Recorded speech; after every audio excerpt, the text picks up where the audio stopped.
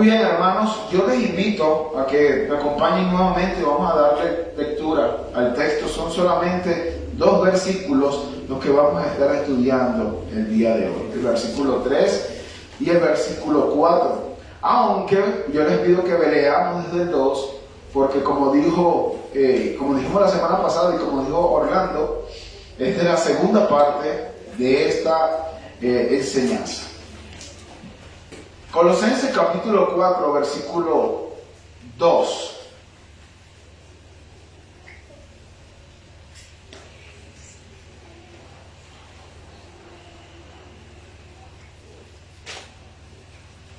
Colosenses 4, 2 dice: perseverad en la oración, velando en ella con acción de gracias, orando al mismo tiempo también por nosotros, para que Dios abra una puerta para la palabra, a fin de dar a conocer el misterio de Cristo, por el cual también he sido encarcelado, para manifestarlo como debo hacerlo. Hermanos, si hay algo que muestra profundamente, o que habla profundamente de una persona, ese es su testimonio. El testimonio puede dar una radiografía interna de cómo está esa persona. Eso es lo que hace el testimonio. Podemos saber si esa persona piensa, si esa persona actúa en consecuencia de lo que cree, cuáles son sus intereses y cuáles son sus motivaciones. Sus obras, su testimonio es lo que puede decir eso. Y ahí, no sé si usted ha escuchado en algún momento un hombre de Dios de hace unos años atrás que se llama George Mueller. Este hombre es uno de los testimonios más grandiosos que yo he escuchado de un hombre de Dios. Si tuviéramos que definir su vida en una frase, podríamos decir que George Mueller era una persona que dependía totalmente de Dios. George Mueller era una persona que dependía totalmente de Dios. Al casarse, George Mueller y su esposa decidieron entregar sus vidas por completo al servicio del Señor. Por completo. Pero ellos también decidieron que ellos no iban a recibir ningún salario por su servicio. No iban a recibir ningún salario por su servicio. Simplemente iban a recibir lo que las personas voluntariamente dieran, sin nunca pedir absolutamente nada. Si ellos necesitaban algo, pedirían a Dios en oración y confiaría en que Dios movería los corazones de las personas para su sustento. Pero esto no suena tan impresionante si son 2 personas, ¿verdad? Bueno, George Mueller tenía un orfanato con más de 2,000 niños, donde predicaban el Evangelio y se sostenían a través de las ofrendas voluntarias que hacían las personas. Se dice que al final de su vida, George Mueller, que contabilizaba muy bien todas las ofrendas y de una manera muy visible, muy no escondía las ofrendas que daban. Se dice que se pudo contabilizar unos 5 millones de libras con las que Dios suplió todas las necesidades durante su ministerio. Aunque muchos días, hermanos, ellos se levantaban por la mañana sin ni siquiera saber qué comida iban a tener estos niños y ellos mismos ese día. Pero ellos iban al Señor, clamaban al Señor, y el Señor en su bondad, en su gracia y en su misericordia proveía para los 2,000 niños que estaban en ese orfanato. Mis hermanos, este es uno de los testimonios más increíbles, y yo les invito a que ustedes lean acerca de la vida de George Mueller cuando estén en sus casas. Y hermanos, es que así el cristiano, así como George Mueller dependía, el cristiano, el Hijo de Dios, debería depender de Dios.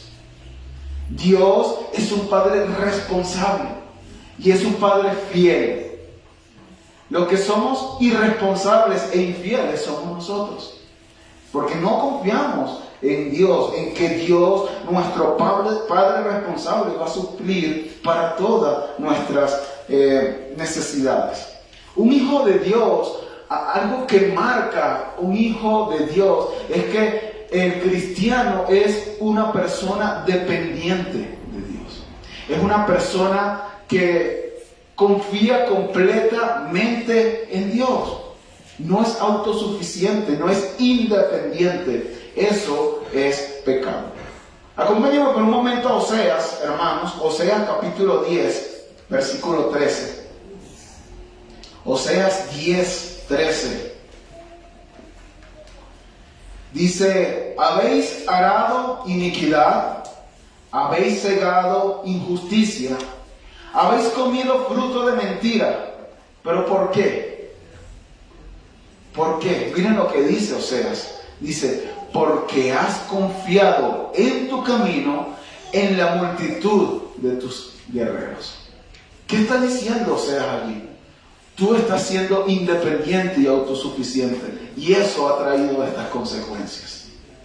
La autosuficiencia y la independencia, hermanos, son pecados muy sutiles, que a veces ni nos damos cuenta que lo estamos haciendo, pero son pecados terribles, terribles.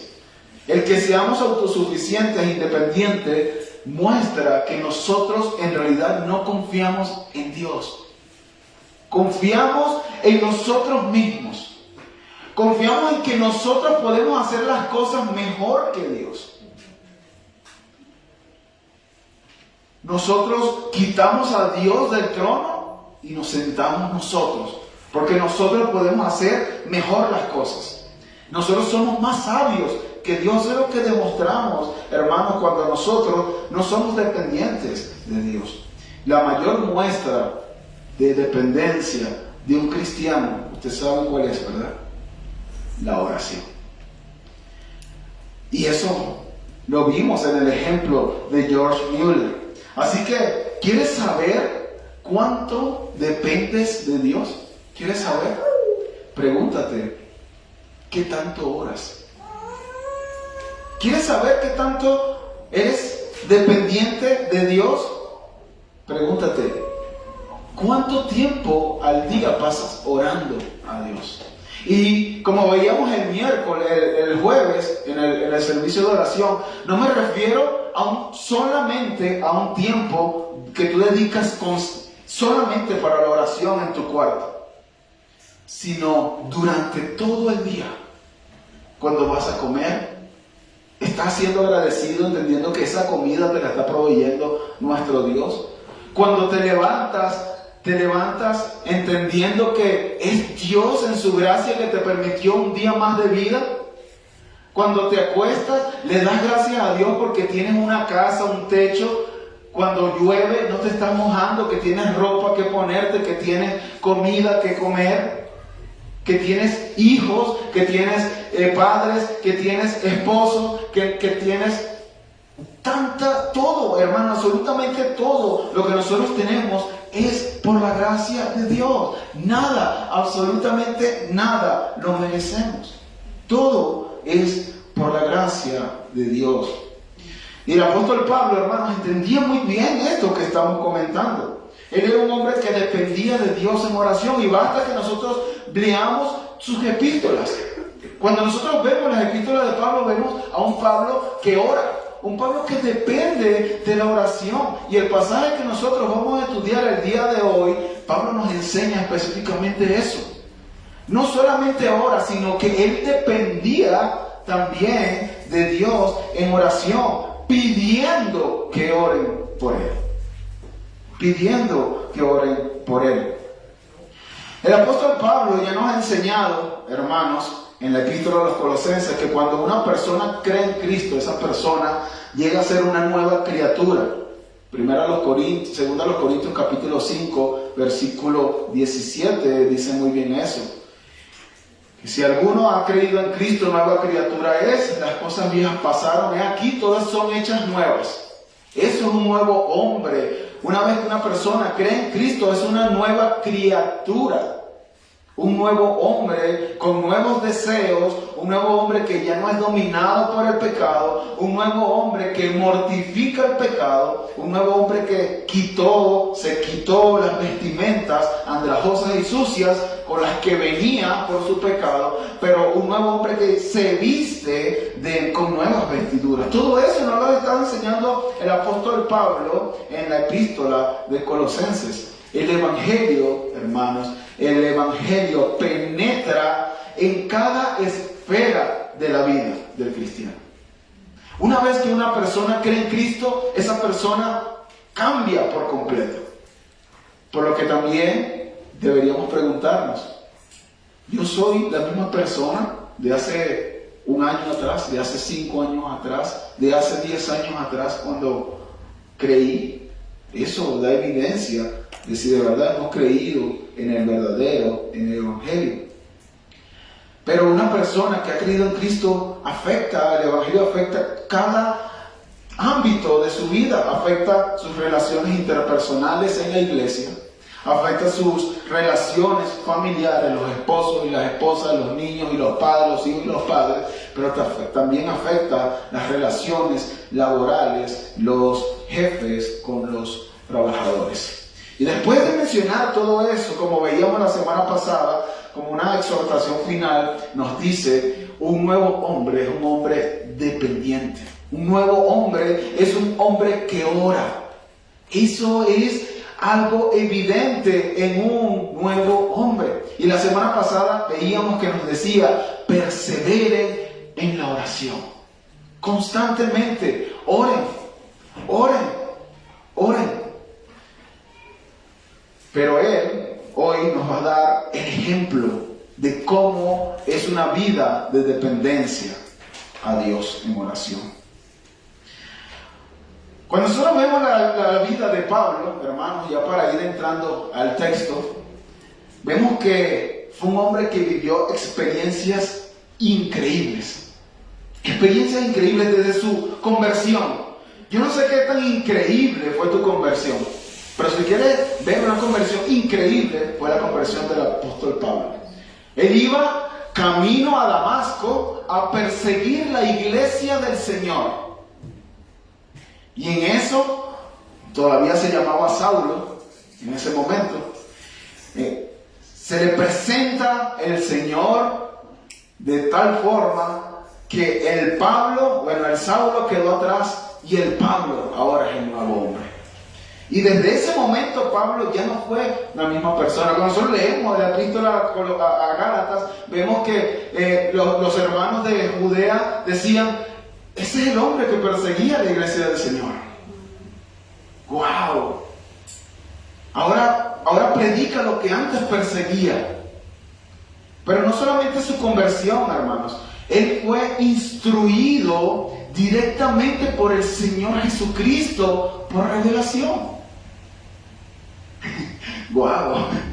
Eso era el apóstol Pablo. En Gálatas 1:11 dice, pero quiero que sepáis, hermanos, que el evangelio que fue anunciado por mí no es según hombre, pues no lo recibí de hombre, ni me fue enseñado, sino que lo recibí por medio de una revelación de Cristo. Pero si eso le parece poco, que es muchísimo, Pablo tuvo una experiencia, hermanos, extraordinaria, donde él fue arrebatado, por decirlo de alguna forma, al tercer cielo. Él estuvo en el paraíso, en la tierra. Él no sabe si fue a través de una visión, él no sabe si fue a través de un sueño, él no sabe, pero él estuvo allí y él presenció la vida futura que tendremos cada uno de los cristianos. Estas son solamente 3 experiencias de las muchas experiencias que tuvo el apóstol Pablo. Pero también el apóstol Pablo era un hombre que reconocía quién era él. Y eso sin hablar del currículum del apóstol Pablo. En Filipenses capítulo 3 dice, circuncidado el 8º día, como lo marca la ley, del linaje de Israel, de la tribu de Benjamín, hebreos de hebreos, en cuanto a la ley fariseo, en cuanto al celo perseguidor de la iglesia, en cuanto a la justicia de la ley, hallado irreprensible. O sea, no solamente tuvo estas visiones, sino que él se esforzaba porque fuese irreprensible. Pero él, hermano, él, todo esto no lo hizo crecerse o abombarse de alguna forma de que decía, yo puedo con todo. Al contrario, era un hombre que reconocía su pecado. Era un hombre que reconocía su pecado.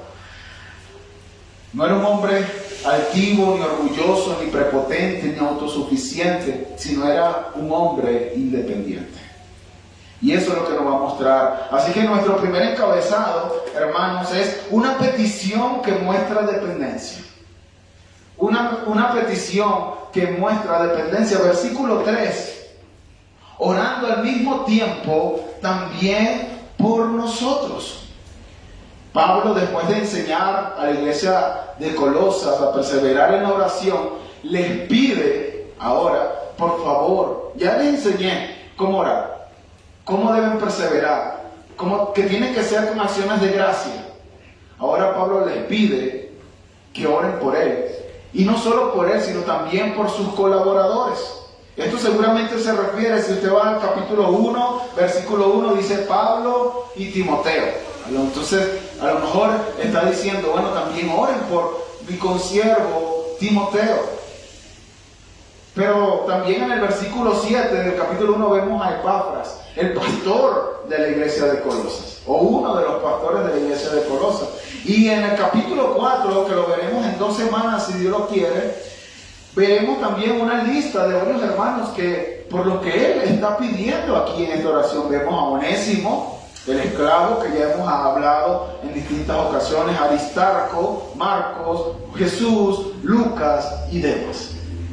Y Pablo, entendiendo que él no puede ser una persona independiente, sino dependiente de Dios, él dice, oren por nosotros, oren por nosotros, oren constante y fervientemente por nosotros, para que a pesar, y hermanos, a pesar de todas las experiencias que ya mencionamos, Pablo se consideraba un hombre débil en el Señor. Un hombre débil en el Señor. Romanos capítulo 7, versículo 15 dice, porque lo que hago no lo entiendo, porque no practico lo que quiero hacer, sino que lo que aborrezco, eso es lo que hago. O sea, lo que quiero hacer, no lo hago. Mas lo que no quiero hacer, eso es lo que hago. Pablo sabía que si fuera por él, en sus fuerzas, él se apartaría del Señor.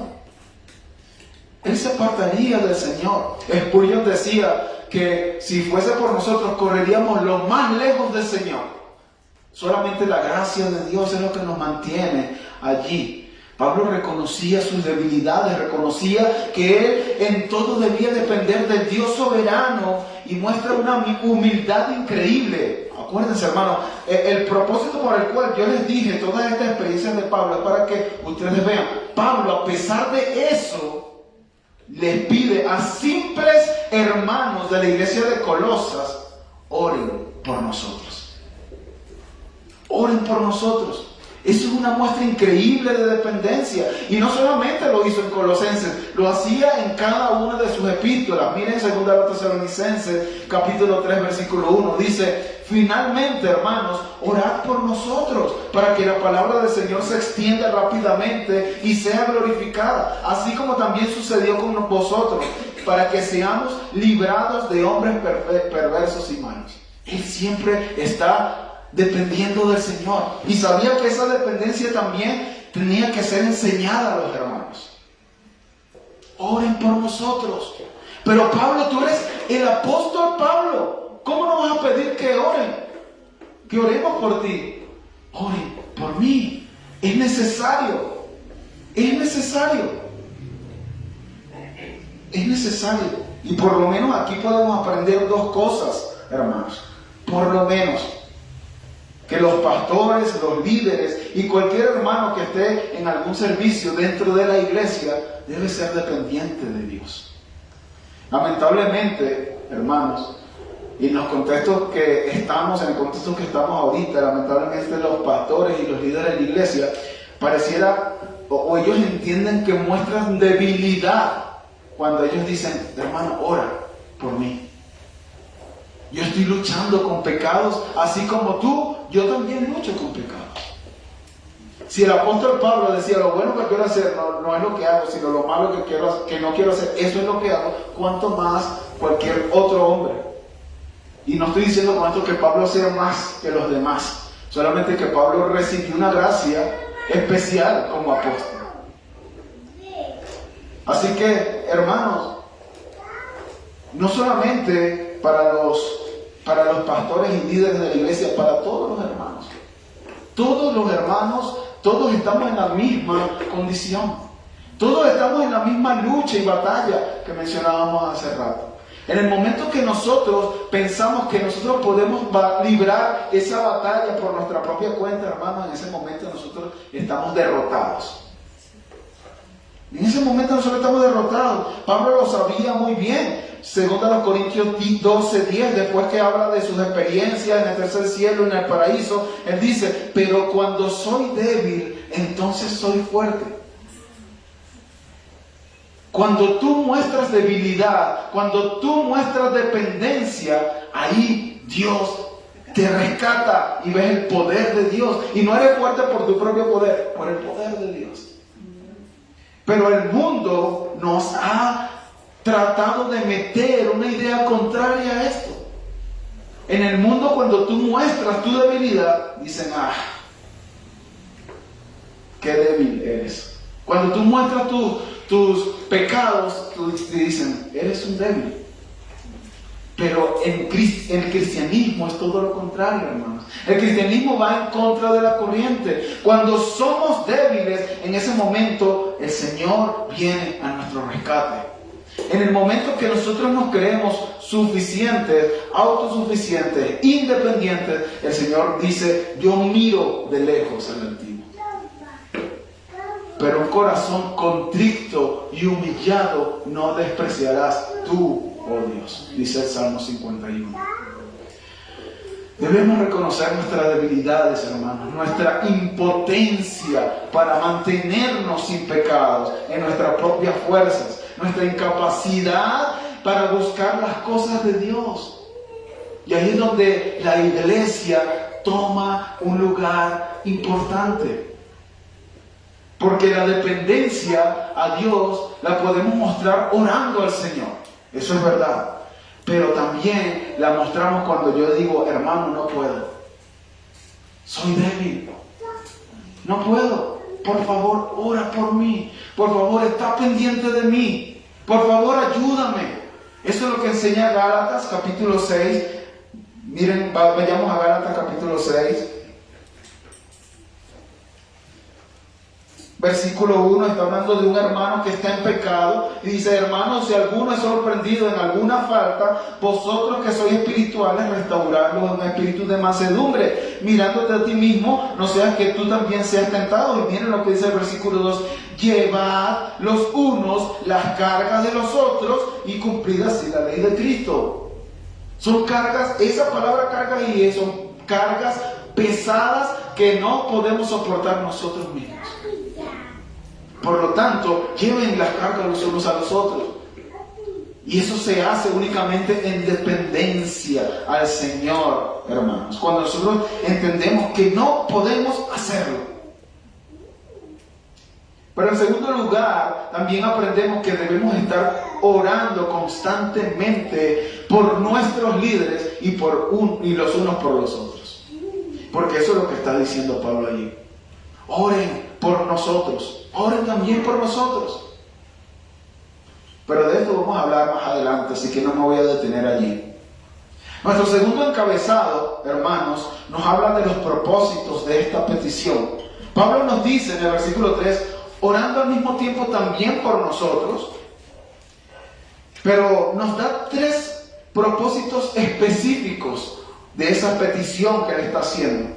Oren por nosotros, en primer lugar, para que Dios nos abra una puerta para la palabra. En segundo lugar, a fin de dar a conocer el misterio de Cristo, por el cual también he sido encarcelado, y en tercer lugar, para manifestarlo cómo debo hacerlo. Así que vayamos a ese primer propósito que Pablo nos habla allí, para que Dios nos abra una puerta para la palabra de Dios. Hermanos, algo sorprendente es que, como ya sabemos, Pablo estaba preso en Roma, ¿verdad? Eso ya lo sabemos. Cuando escribió Colosas, Pablo estaba preso en Roma. Y Pablo aquí nos dice: oren por nosotros, hermanos, para que Dios nos abra la puerta de la cárcel y nosotros quedemos en libertad. Eso no es lo que Pablo está pidiendo allí. Pablo está diciendo para que Dios nos abra una puerta para la palabra. Una puerta, hermanos, no siempre, por supuesto, pero sobre todo en este contexto y mayormente, habla de oportunidades. Cuando se habla de puerta en la Escritura, mayormente se habla de oportunidades. Oren por nosotros, lo que está diciendo Pablo, para que Dios nos dé las oportunidades necesarias para predicar la palabra de Dios. Miren, 1 Corintios capítulo 16, versículo 8, dice: pero estaré en Éfeso hasta Pentecostés. ¿Por qué? Porque se me ha abierto una puerta grande y eficaz, y muchos son los adversarios. Lo que está diciendo Pablo ahí: me voy a quedar más tiempo para poder predicar el Evangelio, porque hay muchos adversarios aquí.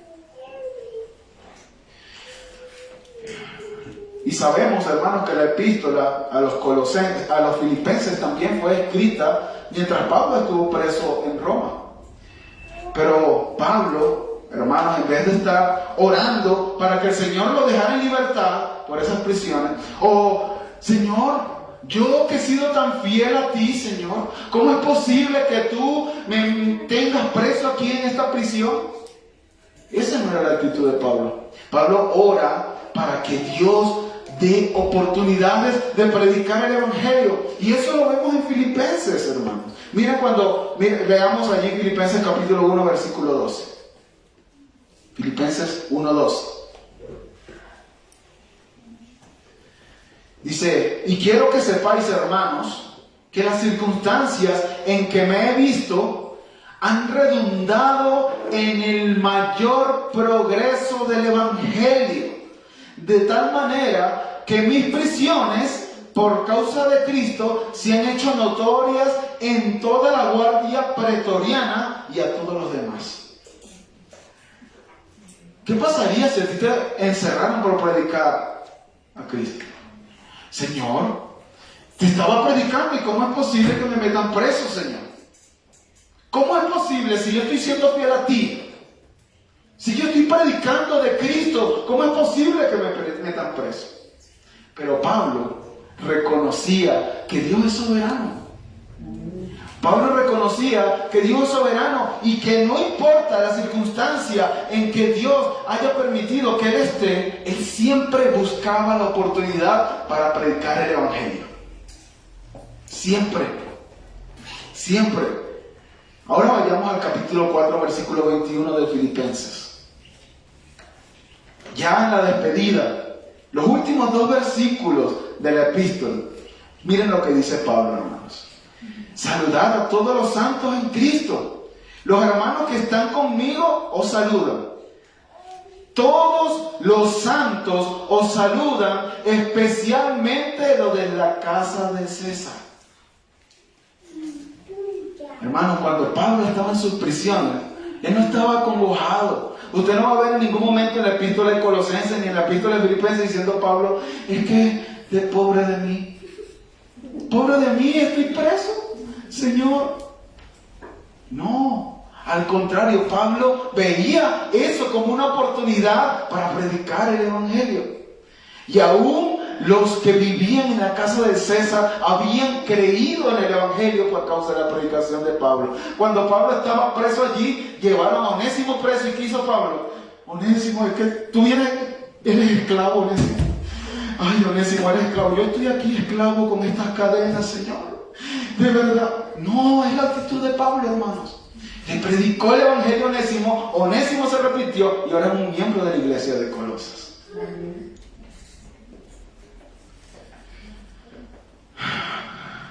A Pablo lo encarcelaron en Hechos 16. Y ahí estaba Pablo quejándose en contra del Señor. Hechos 16, versículo 25. Miren cómo se quejaba Pablo. Hechos 16, 25. Como a la medianoche, Pablo y Silas oraban y cantaban himnos y los presos los escuchaban. Esa es la misma actitud que nosotros tendríamos, hermanos. Es la misma actitud que nosotros tendríamos. Y lo que voy a decir, hermanos, es mera especulación, pero a lo mejor cuando Pablo dice allí que oraban y cantaban, a lo mejor lo que estaba orando Pablo antes de cantar o después de cantar era: Señor, abre la puerta para que la predicación del Evangelio y de aquí muchas personas crean en el Evangelio. Y después iban y cantaban himnos al Señor. ¿Y saben lo que pasó después?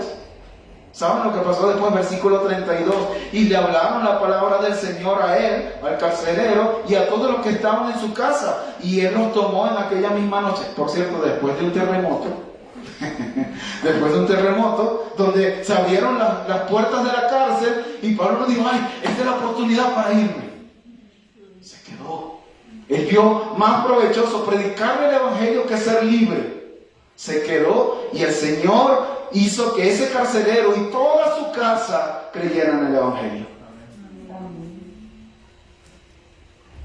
Siempre veía cómo sacar provecho de las situaciones aún difíciles, hermanos. Aquí le pide a los colosenses que por favor oren por él, para que el Señor ponga oportunidades para él predicar el Evangelio. Lo que nosotros podríamos preguntarnos aquí: ¿hizo alguna diferencia? ¿Hizo algún efecto la oración que él le pidió a los colosenses? No lo sabemos. Pero ¿saben qué sí podemos ver? Hechos capítulo 28, versículo 30. Miren cómo concluye el libro de los Hechos. Dice: y Pablo se quedó por 2 años enteros en la habitación alquilada, o sea, una cárcel domiciliaria en Roma. Y miren lo que dice, hermanos: y recibía a todos los que iban a verlo, predicando el reino de Dios y enseñando todo lo concerniente al Señor Jesucristo con toda libertad, sin estorbo. ¿Causó algún efecto la oración de los colosenses? Lo más seguro es que sí, hermanos.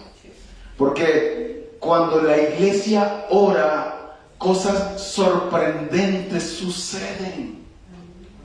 La semana pasada veíamos que la oración no es torcerle la mano a Dios. Veíamos que no es eso. Pero Dios estableció y decretó que fuese a través de la oración que Él iba a escuchar a su pueblo y que Él iba a responder a su pueblo. Es dependencia. Dependencia.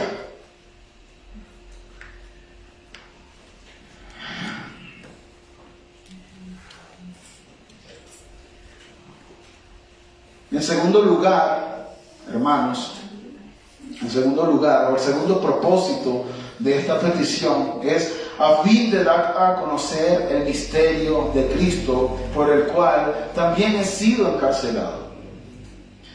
Pablo dice aquí, la segunda parte de esta frase es por el cual también he sido encarcelado. Pablo dice que está preso por predicar a Cristo. Está preso por predicar a Cristo. Eso de antemano nos enseña algo, hermanos. Nos enseña algo. No quiere decir que cuando nosotros hacemos la voluntad de Dios, Dios nos va a librar de problemas y de situaciones difíciles. No es eso. Ay, Señor, pero es que yo estaba haciendo tu voluntad y mira cómo ahora estoy. Bueno, estoy sin trabajo por no escribir 3 paquetes cuando entraron 5, y ahora me botaron de mi trabajo por eso. Y que Dios no te promete. En ningún momento en la Escritura Dios promete que Él nos va a librar de dificultades y de momentos difíciles en nuestras vidas. Miren este texto, hermano. Miren este texto. Filipenses capítulo 4, versículo 19. Ustedes se lo saben de memoria. Mi Dios, pues, proveerá a todas vuestras necesidades conforme a sus riquezas en gloria en Cristo Jesús. ¿Qué significa eso, Ricardo? ¿Qué significa eso? Bueno, mínimo un iPhone 13 Pro, mínimo una casa en la vista, mínimo una super camioneta que Tesla que te da un botoncito y usted puede andar sin estar manejando, ¿verdad?, en el volante. Eso es lo mínimo, porque ahí dice, mi Dios pues proveerá a todas vuestras necesidades. Y ustedes no saben la necesidad que yo tengo de una casa en la vista.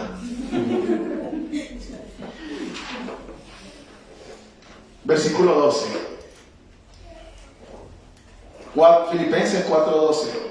Sé vivir en pobreza, sé vivir en prosperidad, y en todo y por todo he aprendido el secreto tanto de estar saciado como de tener hambre, de tener abundancia como de sufrir necesidad. Todo lo puedo en Cristo que me fortalece. Ya va, Pablo, pero me estás confundiendo, me estás diciendo que Dios puede suplir todas nuestras necesidades y ahora me estás diciendo que tú sabes vivir en abundancia y en la escasez. ¿Qué es eso, Pablo? Y claro que no es algo que se contradice. Lo que está diciendo allí es que puede ser que lo que tú necesites en esa situación que tú estás viviendo ahorita.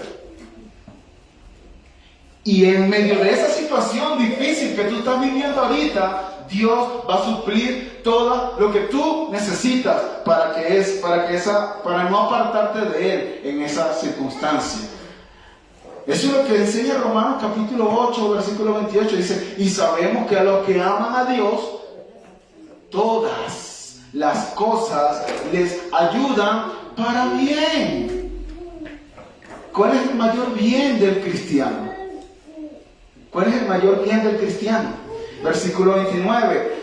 Para ser hechos conforme a la imagen de su Hijo, hermanos. Eso es lo que tú necesitas. Ahora sí, vamos a leer nuevamente Filipenses capítulo 4, versículo 19. Y mi Dios proveerá a todas nuestras necesidades conforme a sus riquezas en gloria. Sea lo que sea que tú estés viviendo, el Señor lo está usando para formarte a la imagen de Cristo. Es importante que sepamos esto, hermanos. Dios nunca nos ha prometido que vidas cómodas, vidas sin problemas, vidas sin persecución. Al contrario, ¿qué dijo Cristo? En el mundo tendréis aflicciones, pero no teman. Yo he vencido al mundo. Yo he vencido al mundo. Nada nos separará del amor de Dios en Cristo Jesús, Señor nuestro.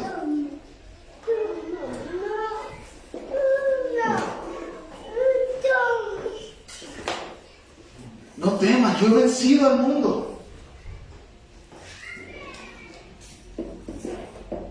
Eso es algo importante, hermanos. Nada, absolutamente nada nos podrá separar del amor de Dios en Cristo Jesús. Eso sí nos lo promete Él. No que no vamos a pasar por circunstancias difíciles. Pero allí la petición es a fin de dar a conocer el misterio de Cristo. Y ya en distintas ocasiones, hermanos, hemos hablado del misterio. ¿Qué es un misterio? Un misterio es algo que estaba escondido y que ha sido revelado. Estaba escondido y ha sido revelado. Es un misterio. Pero aquí Pablo dice el misterio de Cristo para dar a conocer el misterio de Cristo. Y ahí nada más y nada menos está hablando del Evangelio. Del Evangelio. Pablo sabía lo delicado que era esto. Pablo sabía que predicar el Evangelio era algo delicado, porque si predicaba algo distinto a lo que no era el Evangelio, dicen Gálatas, él sería maldito por Dios.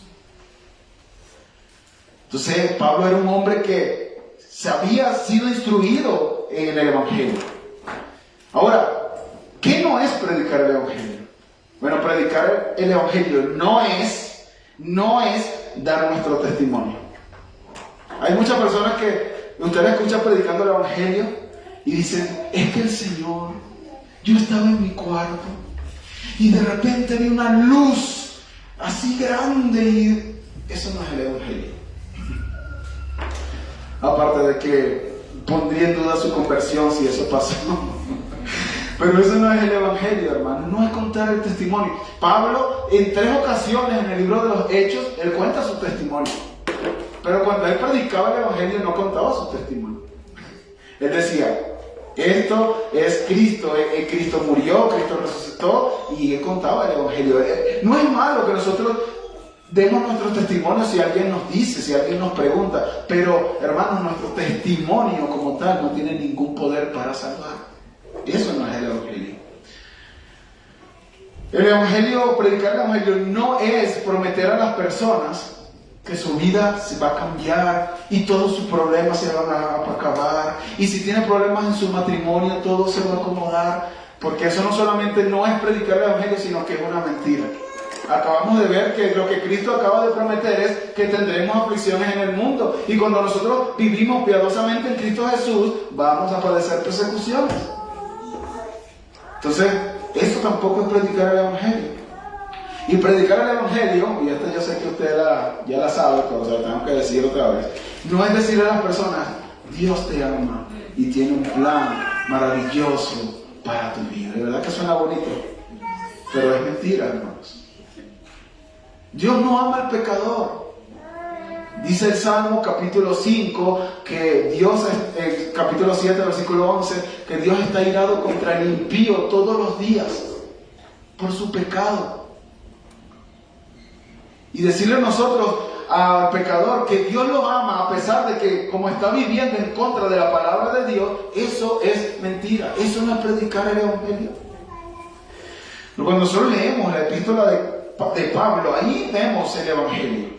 Y voy a dar dos resúmenes del Evangelio. Romanos capítulo 1, versículo 16 dice, porque no me avergüenzo del Evangelio, pues es el poder de Dios para salvación a todo aquel que cree, al judío primeramente y también al griego, porque en el Evangelio la justicia de Dios se revela por fe y para fe, como está escrito, mas el justo por la fe vivirá. Eso es el Evangelio. El Evangelio es desde el comienzo por fe hasta el final por fe. Y la justicia de Dios se revela allí. Pero si queremos escuchar un resumen de lo que es el Evangelio, primero a los Corintios capítulo 15, versículo 1 nos dice, ahora os hago saber, hermanos, el Evangelio que os prediqué, el cual también recibisteis, en el cual también estáis firmes, por el cual también sois salvos, si retenéis la palabra que os prediqué, a no ser que hayáis creído en vano. Escuchen, hermano, esto es el Evangelio, porque yo os entregué en primer lugar lo mismo que recibí, que Cristo murió por nuestros pecados conforme a las Escrituras, y que Cristo fue sepultado y resucitó al tercer día conforme a las Escrituras. Ese es el Evangelio. Y nosotros, hermanos, no podemos decir nada menos que esto cuando predicamos el Evangelio. Somos pecadores, dignos, merecedores del infierno. Pero si tú pones tu confianza en Cristo, eres perdonado totalmente, porque el castigo que tú merecías, Dios se lo dio a Cristo en la cruz del Calvario. Y por eso ahora tú eres libre y sin pecado, no por lo que tú hiciste, porque no hiciste absolutamente nada, sino por lo que Cristo hizo en la cruz. Amén. Eso es el Evangelio. Si sacamos a Cristo de la ecuación, no hay Evangelio. Y si no hay Evangelio, no hay salvación. Cristo es el Evangelio, hermanos. Nosotros debemos estar orando en dependencia a Dios para nosotros ser instruidos por el Evangelio de Cristo, para nosotros poder predicar verdaderamente el Evangelio de Cristo. Eso es lo que Pablo está pidiendo, para que para dar a conocer el misterio de Cristo. Oren por nosotros para dar a conocer el misterio de Cristo. Y el último propósito, hermanos, que Pablo pide aquí, la petición que hace Pablo a los colosenses, tiene un tercer propósito, y este propósito es para manifestarlo como debo hacerlo, orando al mismo tiempo también por nosotros para manifestar cómo debo hacerlo. ¿Cómo debo hacer qué? ¿Cómo debo predicar el Evangelio? ¿Cómo debo mostrar dar a conocer ese misterio de Cristo que nos viene diciendo? Y hermanos, una vez más, estas son palabras sorprendentes. Yo creo que el apóstol Pablo, y esto es algo personal, se puede diferir de mí en esto, pero yo creo que el apóstol Pablo, hermanos, ha sido el mejor predicador en la historia de la iglesia que ha existido. Personalmente, es lo que yo creo, personalmente. Era un hombre que tenía una intensidad para predicar el Evangelio. Era un hombre que argumentaba de manera increíble en la predicación del Evangelio. Era un hombre que realizó 3 o 4, como usted lo vea, si ve un cuarto, cuando se fue a Roma, que lo encarcelaron como un viaje misionero, entonces son 4 viajes misioneros. Hizo 4 viajes misioneros sin los medios de transporte que nosotros tenemos en la actualidad. No, hermanos, de verdad, o sea, algo increíble. Y nosotros no podemos predicar el Evangelio a nuestros compañeros de trabajo, o a nuestros vecinos, o a nuestros familiares. Como ya dijimos, era un hombre que tenía un conocimiento profundo del Evangelio, y eso lo ponía en práctica, hermanos. Y sabiendo todo esto, hermanos, sabiendo todo esto y todas las experiencias que el apóstol Pablo vivió, él concluye este pasaje diciendo: Colosenses, oren por nosotros para manifestarlo como debemos hacerlo.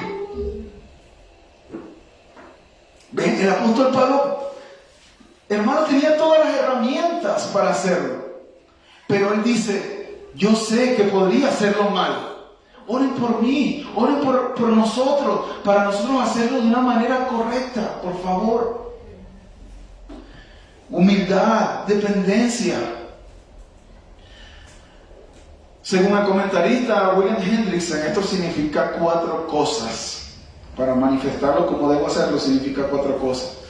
Pablo le está diciendo a los colosenses: oren para que pueda hablar claramente. Hace rato, hermanos, cuando oraba, justamente decía eso: Señor, ayúdame a predicar de una manera clara. Y esto es difícil, hermanos. Es difícil. Como decía alguien cuando escuchaba alguna prédica de esto, decía: nosotros durante lo que vamos a predicar, durante toda la semana estamos dentro de comentarios, de teología, de libros, y es difícil desconectar eso, ¿verdad? Y no venir aquí a hablar con palabras que suenan: ¡wow! ¡Qué conocimiento tiene Ricardo! Es difícil, hermanos. Charles Spurgeon decía: Dios nos mandó a predicarles a ovejas, no a jirafas. Pero a veces ponemos la comida tan alta que pareciera que predicáramos a jirafas. Venimos aquí, decimos términos difíciles, pero eso no es lo que nos está diciendo. Pablo está orando aquí para que él pueda hablar de una forma clara. Y cuando usted, hermano, predique el Evangelio, no esté usando palabras como justificación por la fe sola, porque eso no lo va a entender una persona que no entiende, que no tiene tiempo en el Evangelio. A lo mejor usted tiene tiempo en el Evangelio y todavía no sabe qué es la justificación por la fe sola. Pero hay una forma de explicar eso sin utilizar ese término. Que el Señor nos ayude, hermanos, a ser claros cuando predicamos el Evangelio. En segundo lugar, para manifestarlo como debo hacerlo, significa que pueda hablar valientemente. Y yo no sé usted, hermano, pero yo me pongo muy nervioso cuando voy a predicar el Evangelio. Si usted no se pone nervioso, yo lo felicito. Pero en el momento que está terminando el último canto, que yo sé que me toca a mí ya predicar, yo estoy diciendo, Señor Padre, estoy en tus manos, Señor. Y eso aquí, ¿verdad? A lo mejor tú dices, bueno, es normal, el miedo escénico. Pero cuando yo voy a predicarle a una persona sola, yo también tengo miedo. A mí también me da nervios. Y lo que Pablo está diciendo aquí, oren, hermanos, para que yo sea valiente. Pablo se enfrentaba a carceleros. Pablo se enfrentaba a emperadores. Y Pablo dice, oren, hermanos, para que yo pueda predicarlo valientemente. Oren por mí. Oren por mí. Para que yo tenga amor, como decíamos hace rato, Juan capítulo 1 de Juan capítulo 4 versículo 18, el perfecto amor echa fuera el temor, que yo pueda entender tanto o amar tanto a esas personas que mi miedo para hacer eso sea menor y eso me motive a predicar el evangelio. Pero en tercer lugar significa oren para que puedan hablar, para que pueda hablarlo con gracia. Y aquí no me voy a detener mucho porque la semana que viene esto vamos a profundizar en eso, pero se refiere esa gracia que tú recibiste del Señor debe ser manifestada cuando nosotros predicamos el evangelio. Como dicen por allí, que nosotros podamos manifestar o predicar el evangelio con la gracia de las doctrinas. Y en cuarto y último lugar, hermanos, Pablo dice, para manifestarlo como debo hacerlo, lo que Pablo está pidiendo, dice William Hendrickson, oren para que pueda hablar sabiamente. Y aquí, hermanos, esto es algo importante. Nosotros debemos clamar al Señor para que el Señor nos dé sabiduría. Y es inevitable, hermano, mejor dicho, cuando Pablo llegó a Grecia y entró al Areópago y vio los templos de los dioses y dice, el templo del Dios no conocido, ese es el Dios que yo le estoy predicando. Eso es ser sabio, eso es usar la circunstancia en beneficio del evangelio. Y nosotros tenemos que pedirle al Señor a ser sabios en el momento que nosotros predicamos el evangelio. A veces no va a ser tan sabio predicar el evangelio a un grupo de personas que son totalmente ateas. A lo mejor lo más sabio ahí es callarse, porque esas personas van a blasfemar el nombre de Cristo, peor que como lo hacían antes. Y nosotros tenemos que pedirle al Señor sabiduría. De esto también vamos a hablar más la semana que viene. Pero hermanos, si hay algo que nosotros aprendemos de este texto, es que tenemos que mostrar dependencia. Tenemos que mostrar dependencia. Tenemos que orar los unos por los otros. Hermanos, oremos en nuestras casas, oremos en los cultos de oración, para que Dios nos abra la puerta para el evangelio a cada uno de nosotros, para que nosotros demos a conocer el evangelio y no cualquier otra cosa, y para que podamos hacerlo de una manera correcta. Eso debe ser nuestra oración. Y a ti, mi querido amigo, que has venido hoy y no has creído en el evangelio, tú ya lo has escuchado. Tú has escuchado el evangelio. Cristo murió por los pecadores, conforme a las Escrituras, y que resucitó al tercer día, conforme a las Escrituras. Eso es el evangelio. Y si tú pones tu confianza en eso, tú eres salvo del castigo que tú mereces. Cristo es el único camino, la única verdad y la vida, y nadie viene al Padre si no es a través de Él. Vamos a orar. Oh Dios, muchas gracias, Padre, por tu palabra. Como veíamos también la semana pasada, es increíble cómo de tan pocas palabras podemos extraer tantas cosas tan profundas para nuestras vidas y tan increíbles, tan hermosas para nuestras vidas que transforman nuestra mente y nuestro corazón. Tu palabra es poderosa, Señor. Ayúdanos a confiar en tu palabra. Muchas veces no confiamos en que tu palabra puede transformar nuestras vidas y buscamos cualquier otra cosa para añadirle a tu palabra. Pero tu palabra es suficiente, Señor. Tu palabra es suficiente y tiene el poder suficiente para salvar y para transformar las vidas y los corazones más duros que hayan, Señor, incluyendo el del apóstol Pablo, un hombre que perseguía la iglesia del Señor y que estaba de acuerdo con que mataran a personas, a cristianos, Señor. Y después que vio tu gracia, después que entendió el Evangelio, después que tú te le mostraste, Señor, él no fue la misma persona. Así de poderoso es el Evangelio que nosotros predicamos. Mi Dios, ayúdanos a ser personas dependientes de ti. Ayúdanos a ser personas que descansen en que la circunstancia que estamos viviendo ahorita puede redundar para la expansión del reino de Dios. Ayúdanos a ver las oportunidades, Señor, pero ayúdanos también a estar orando por eso, los unos por los otros.